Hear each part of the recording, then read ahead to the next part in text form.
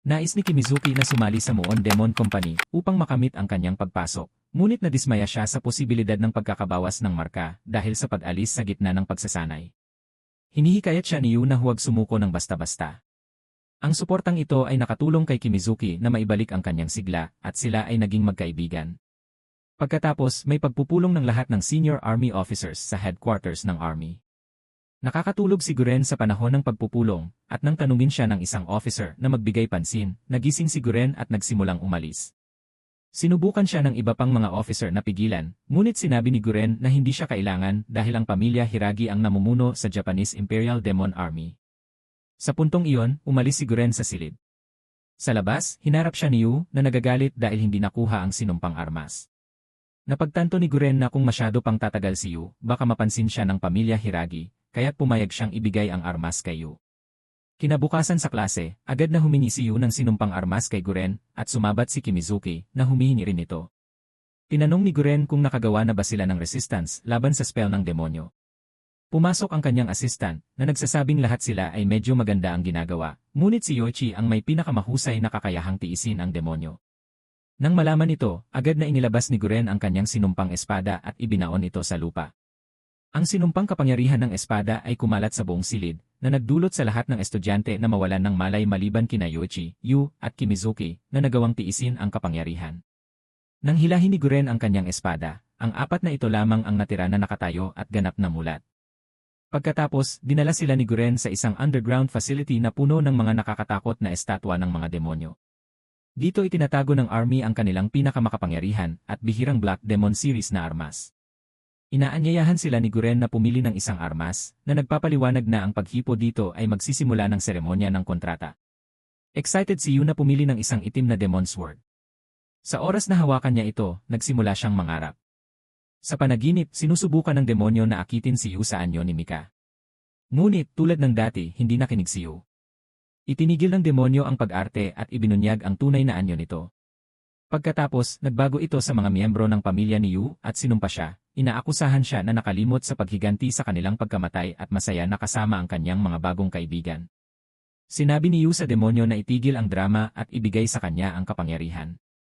Nahihirapan, pumayag ang demonyo na si Asuramaru at binigyan si Yu ng babala na isa 0% sa kanya ay hindi tao dahil sa mga eksperimento na isinagawa ng mga tao na nagmumungkahi na huwag magtiwala sa kanila. Hindi masyadong nauunawaan ni Yu ang kahulugan ng mga salitang ito, ngunit nagawa ang kontrata. Nagising si Yu at nakita na si Kimizuki ay nakagawa na ng kontrata sa isang demonyo, ngunit si Yoichi ay natutulog pa rin. Sa panaginip, ang demonyo ay kumuha ng anyo ng kapatid na babae ni Yoichi at inaakusahan siya ng hindi pagnanais na ipaghiganti ang kanyang kamatayan. Tinatawag siyang duwag na masaya na naligtasan ang kanyang sariling buhay noong araw na iyon. Kahit na umatake ang demonyo sa kanya, hindi sumagot si Yoichi. Pinapayagan nito ang demonyo na makuha ang kontrol sa katawan ni Yoichi. Nakita ito ni Guren at agad na iniutos kay Yu at Kimizuki na patayin si Yoichi, na nagpapaliwanag na kapag ang isang tao ay nasa ilalim ng kontrol ng demonyo, imposible nang maging tao muli. Nag-aalangan, nagsimula sina Yu at Kimizuki na labanan si Yoichi, ngunit hindi nila magawang patayin siya. Sa halip, sinusubukan nilang ibalik siya sa kanyang katinuan. Gayunpaman, tumanggi ang demonyo na palayain si Yoichi at naglalagay ng pana kay Yu. Binitiwan ni Yu ang kanyang espada at tumayo na walang armas sa harap ni Yoichi, humihiling sa kanya na magbalik sa kanyang katinuan. Pinipilit din ni Guren si Yoichi na magising. Nang marinig ang kanilang mga salita, sa wakas ay napagtagumpayan ni Yoichi ang kontrol ng demonyo at, umiiyak tulad ng isang sanggol, niyakap si Yu. Matapos makatanggap ng kanilang mga armas, ipinaalam sa kanila ni Guren na ang mga vampira ay naghahanda na umatake sa lungsod ng Shinjuku, kaya't sila ay ipadadala roon upang mag-imbestiga. Kinabukasan, sumakay si Yu sa tren patungong Shinjuku kasama si Shinoa. Habang umaalis ang tren, dumaan sila sa pangunahing gate ng lungsod ng Shinjuku at nakasalubong sina Yoichi at Kimizuki. Hindi nagtagal, narinig nila ang boses ni Mitsuba na nagtatalo kay Guren kung bakit si Shinoa ang ginawa na team leader imbes na siya. Nang makita ni Mitsuba si Shinoa, agad siyang nagsimula ng laban sa kanya. Nakita ang kaguluhan, tahimik na pumasok si Guren upang itigil ang pagtatalo at ipinaliwanag na si Mitsuba ang panglimang miyembro ng kanilang koponan. Binibigyang diin niya na magtatrabaho silang magkakasama bilang isang grupo ng 5 at walang sinuman ang dapat na sumubok na humarap sa mga vampira ng mag-isa. Ibinigay ni Guren sa kanila ang kanilang unang misyon na maglakbay patungong Harajuku at iligtas ang mga taong nakakulong ng mga vampira roon. Nagsimula sila sa kanilang misyon at sa daan, nakita nila ang isang batang babae na tumatakbo mula sa isang mangangabayo. Gusto ni Yu na tulungan siya, ngunit pinigilan siya ni Mitsuba na nag-aalinlangan na baka ito ay isang trick ng vampira. Sa kabila ng mga babala ni Mitsuba, hindi makatiis si Yu na makita ang batang babae sa panganib at nagmadali sa kanyang tulong. Dumating siya sa oras upang iligtas siya mula sa atake ng mga ngabayo. Pagkatapos, pinatay ni Mitsuba ang mga ngabayo. Sa oras na mahulog ang mga ngabayo, 3 vampira ang lumitaw at pumalibot kay Yu. Upang labanan ang mga vampira, ginamit ni Yu ang kapangyarihan ng kanyang espada, na nagdulot ng mga itim na tatoo sa kanyang mukha. Inatake niya ang mga vampira gamit ang espada, at ang lakas ng kanyang pag-atake ay labis na ikinagulat nila. Agad silang umatras. Mamaya, pinagalitan ni Mitsuba si Yu sa hindi pakikinig sa kanya, na itinuro na kung ang mga vampira ay mas maayos ang pagkaka-armed, maaaring lahat sila ay napatay. Humingi ng tawad si Yu para sa paglalagay ng kanilang buhay sa panganib, ngunit nanindigan sa kanyang desisyon na tulungan ang batang babae.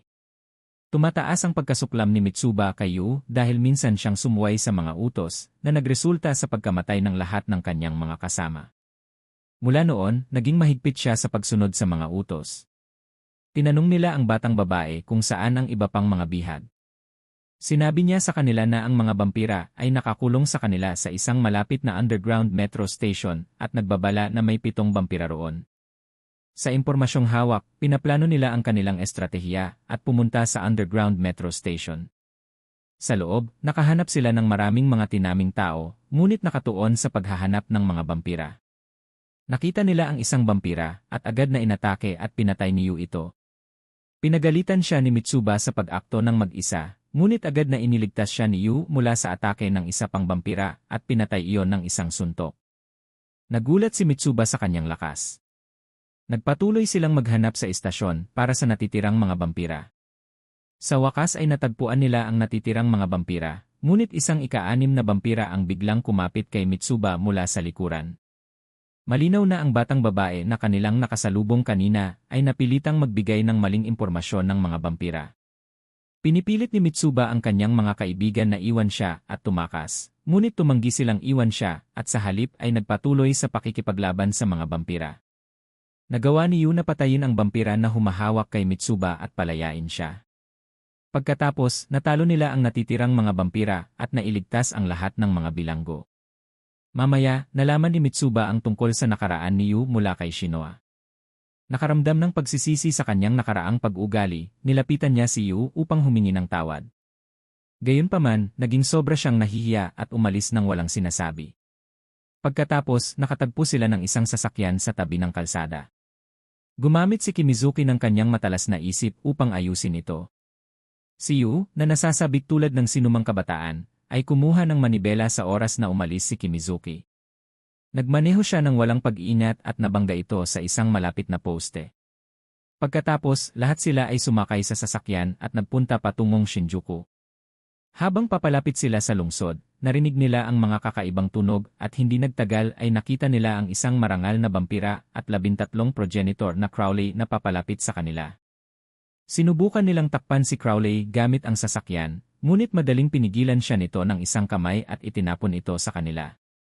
Napagtanto ang napakalakas na kapangyarihan ni Crowley, nagsimula silang magplano ng estratehiya upang nagpasya si Crowley na umalis, ngunit bago yon, puno ng kayabangan si Yu na hinamon siya sa isang laban.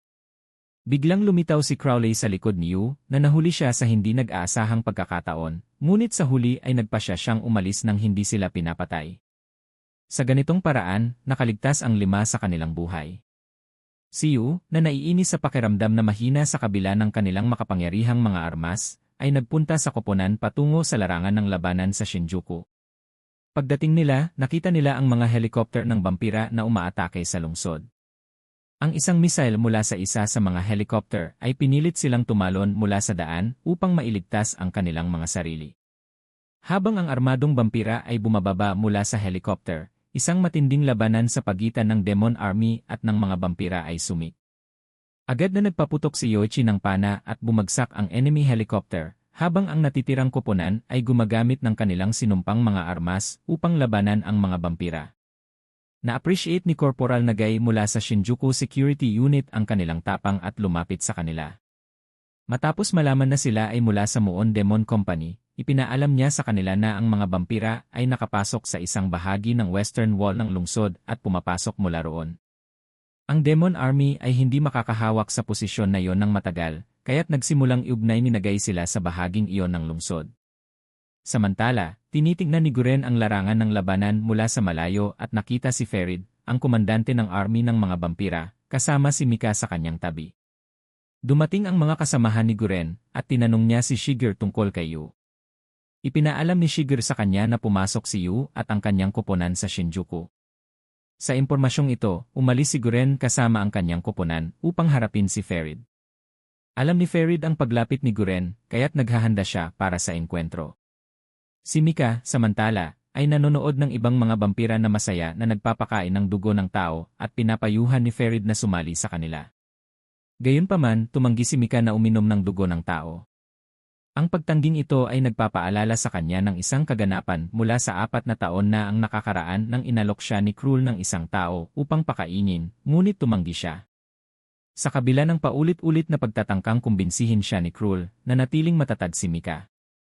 Sa huli, inalok siya ni Krul ng kanyang sariling dugo, at nang makita iyon, nawalan ng kontrol si Mika at nagsimulang uminom mula sa kanya. Mula ng araw na iyon, ang dugo lamang ni Krul ang kinain ni Mika at tumangging kumain ng anumang dugo ng tao. Samantala, habang si Yu at ang kanyang mga kasama ay papunta sa larangan ng labanan, ipinaalam sa kanila ni Shinoa ang tungkol sa mga power-enhancing pills. Ang bawat pill ay nagpapalakas ng kanilang lakas ng 1.5 beses. Ngunit ang pagkuha ng higit sa isa ay maaaring maging nakamamatay, at ang epekto ay tumatagal lamang ng 15 minuto. Kaya kailangan nilang gamitin ang mga pills ng maingat. Biglang umatake ang isang enemy helicopter sa kanilang truck, na malubhang nasugatan si Nagay. Sinubukan ni Yu na tulungan siya palabas ng truck, ngunit ang helicopter ay nagpasabog ng misile, na nagdulot ng pagputok ng lupa at pagpapadala sa kanilang lahat sa ilalim ng lupa. Sa gitna ng kaguluhan, isang bumagsak na bato ang naghihiwalay kay Shinoa at Yu mula sa natitirang grupo na nagresulta sa kanilang pagkuha ng magkaibang mga landas. Dinala ni Yu at Shinoa si Nagay sa Army Hospital para sa paggamot. Pagkatapos, nagpunta sila patungong larangan ng labanan. Ipinaalam ni Shinoa kay Yu na si Guren ay nakikipaglaban sa pangunahing army ng vampira kasama ang kanyang koponan at kailangan nila ng kanilang tulong. Sa daan, narinig ni Yu ang mga sundalo na pinag-uusapan ang Muon Demon Company at nalaman na ang iba niyang 3 kasama ay nasa panganib. Sa kabila ng pang-udyok ni Shinoa na magpatuloy patungo sa larangan ng labanan upang tulungan si Guren, nagpasya si Yu na baguhin ang landas at bumalik upang tulungan ang kanyang mga kaibigan. Nang dumating si Yu, nakita niya ang kanyang mga kasama na napapaligiran ng mga vampira at pagod mula sa laban. Agad niyang iniligtas si Kimizuki mula sa atake ng isang vampira, at sa tulong ni Shinoa, natalo nila ang natitirang mga vampira. Matapos tiyakin na ang kanilang mga kasama ay ligtas, bumalik sila patungong larangan ng labanan. Samantala, isang matinding labanan ang nagaganap sa pagitan ng mga vampira at mga sundalo sa larangan ng labanan. Nakikipaglaban si Guren at ang kanyang mga kasama sa pangunahing vampira. Inutusan ni Ferid si Mika na sumali sa kanya sa pagpatay kay Guren, ngunit naniniwala si Mika na kaya niyang labanan si Guren ng mag-isa. Nagsimula ang kanilang laban. Umaasa si Guren sa tulong ng kanyang mga kasama habang siya ay nakikipaglaban kay Mika. Sa oras na si Guren ay malapit nang magbigay ng panghuling suntok, nakialam si Ferid na pumigil sa atake at tinadyakan si Guren ng malakas. Ang suntok ay malubhang nasugatan si Guren na nagpaisip sa kanya kung gaano kalakas si Ferid. Isinasaalang-alang niya ang paggamit ng pangalawang power-boosting pill sa kabila ng panganib, ngunit pinigilan siya ni Mika na pagkatapos ay itinusok ang kanyang espada sa dibdib ni Guren.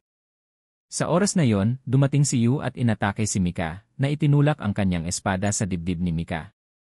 Gayunpaman, nang mapagtanto na si Mika ang vampira na kanyang kinakalaban, nag-aatubili si Yu at hindi inactivate ang sumpa ng espada na nagpapahintulot kay Mika na makatakas at mailigtas ang kanyang buhay. Tinatanong ni Guren at ng kanyang mga kaibigan si Yu kung bakit hindi niya pinatay ang vampira. Ipinahayag ni Yu na ang vampira ay ang kanyang kapamilya, si Mika.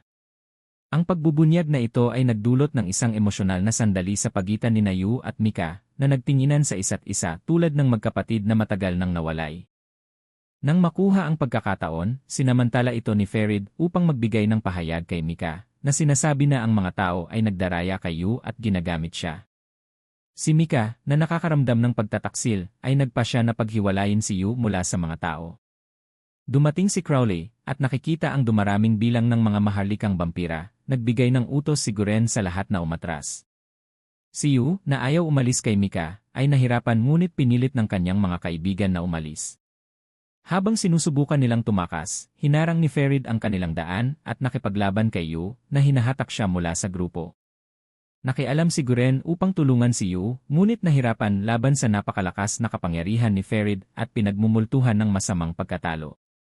Sa oras na si Ferid ay malapit ng uminom ng dugo ni Yu, pumagit na si Mika at inatake si Ferid na pumilit sa kanya na umatras. Nagpasya si Ferid na iwan silang mag-isa na nagbigay daan sa pagtakas ni Guren at Yu. Dinala ni Mika si Yu mula sa larangan ng labanan na sinusubukang kumbinsihin siya na ginagamit siya ng mga tao para sa kanilang sariling kapakinabangan. Gayunpaman, tumanggi si Yu na makinig at determinado siyang tulungan ang kanyang mga kaibigan na pinagdusahan ng mga vampira.